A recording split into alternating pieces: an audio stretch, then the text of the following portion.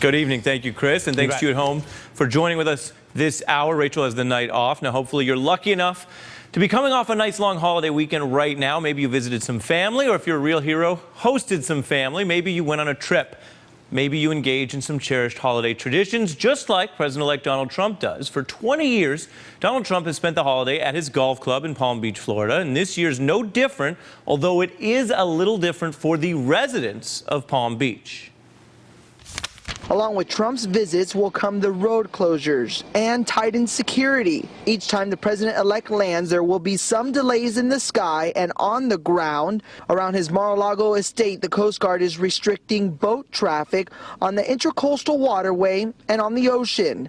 Traffic will also be restricted if he decides to leave the property. During the 5 or so days that Trump was here for Thanksgiving, PBSO racked up a bill of about $250,000. The sheriff tells us that he is looking to recuperate that money from the feds.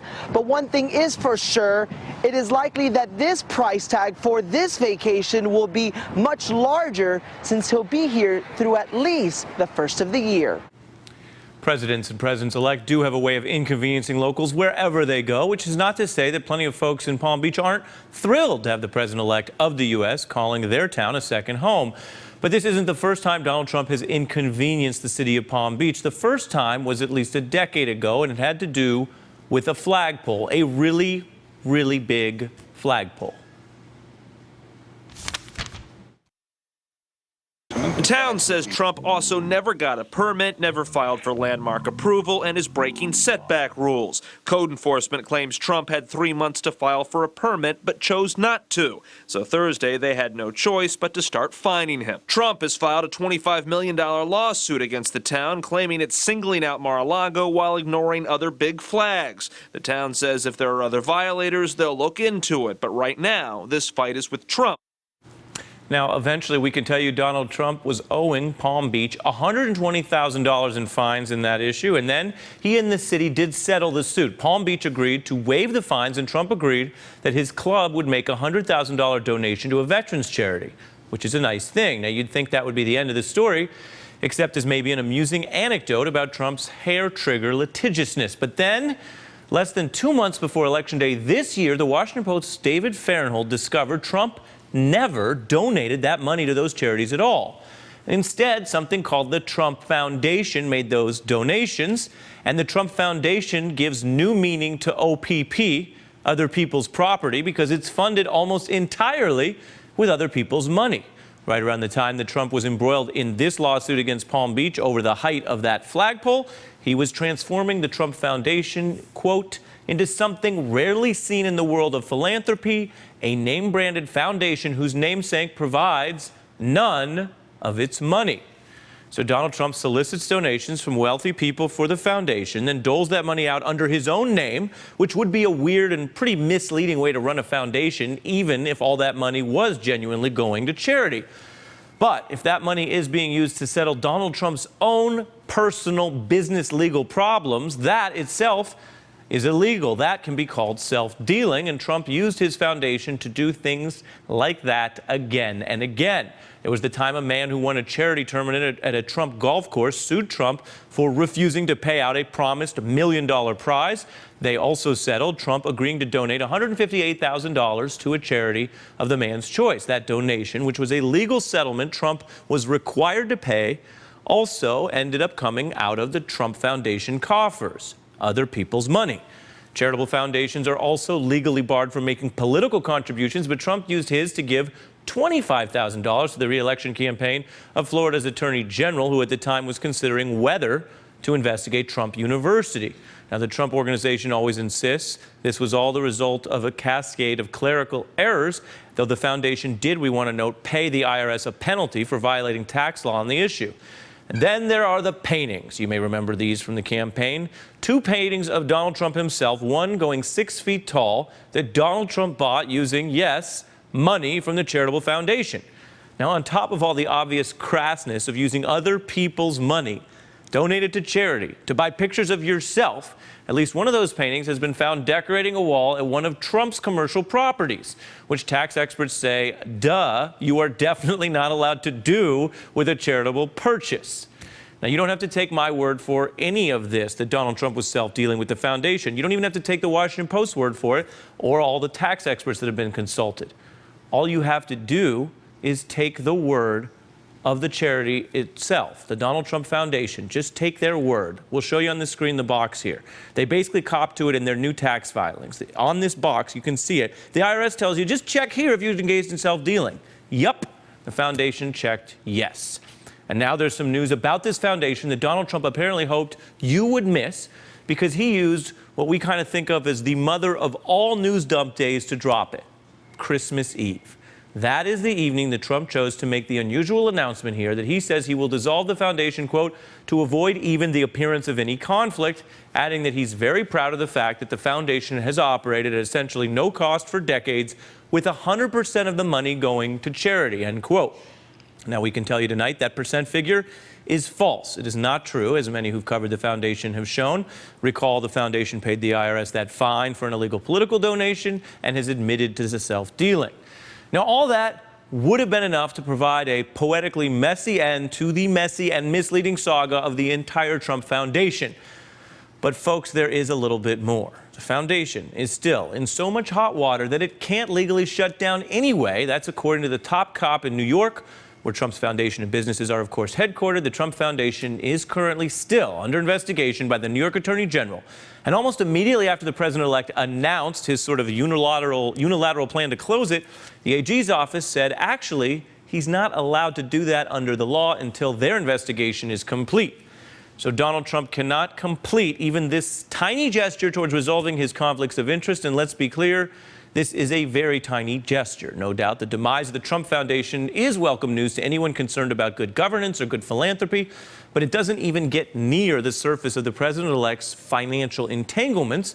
It's the president-elect's for-profit businesses that are the biggest problem there. That was the point Rachel was trying to drive home when she interviewed Trump counselor Kellyanne Conway last week, that as long as Donald Trump remains the owner of his businesses and companies, people have a very easy way to put money directly into the pocket of the President of the United States. So, like, government of Azerbaijan, they rent out Trump hotel suites at the Trump Hotel in Washington. The president-elect makes money from that. When his building project gets greenlit by the government in Buenos Aires, he makes money from that. Well, his corporation does. Yes, and he's the primary owner of his corporation. So it's money for him. Anybody who wants to, any foreign country, anyone, they now have the option, basically, to pay money to the American president by doing favors for this business that he owns. By renting the corporation. Corruption is still corruption, right? And That's not corruption. That is not corruption. It's a hotel room. But if you want to give money to the president, the American president, we have never had a way to do that before. No foreign government has had a way to do that before. The American people, special interests, haven't had a way to funnel money to the American president right now. And you can funneling money to him. No, but you can through his businesses as long as he still has an ownership stake in it. He has said he will not be involved in his businesses when he takes the oath of office. But he will still benefit from their financial bottom line, and so anybody who affects that is in effect paying the president. Now, Donald Trump may have had his own self-interested reasons for ending his charity, which is a charitable term for something that hadn't given out any of his actual money in the last 8 years. But it does gesture towards one way these messy things do get resolved. They get ended. Ending the foundation will, in the long run, draw a line in the sand. And ending Donald Trump's ownership and benefits from his companies would also draw a line. It would protect him, and more importantly, the United States, from undue influence. Is he considering doing to his business holdings what he did to the foundation and drawing that line?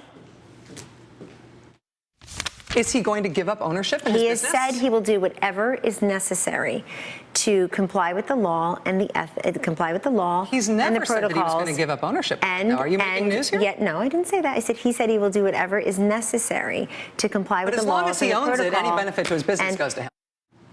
Joining us now is Steve Eder, an investigative reporter for the New York Times, who's been covering Trump's issues with the foundation. Good evening to you. A lot there. What does shuttering the foundation, if and when that's allowed under New York law, what does that achieve? Well, it's a couple things. One, it's the obvious thing that you've got, a soon-to-be a sitting president with a foundation, and the considerations that go into who can donate to that. How do you resolve those issues? You dissolve it. Then you also have these issues of the baggage, of all of the issues that came up during the campaign, the concerns about where the money went and the ongoing. So by dissolving it, in a way, you can put an end to some of that. That's the mission, I guess.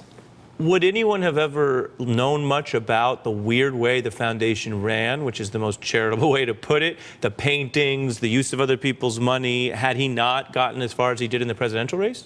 Well, it certainly became a key issue down the stretch in the campaign. It was, we had the Clinton Foundation on one side that we were examining and the Trump Foundation on the other side, two very different things.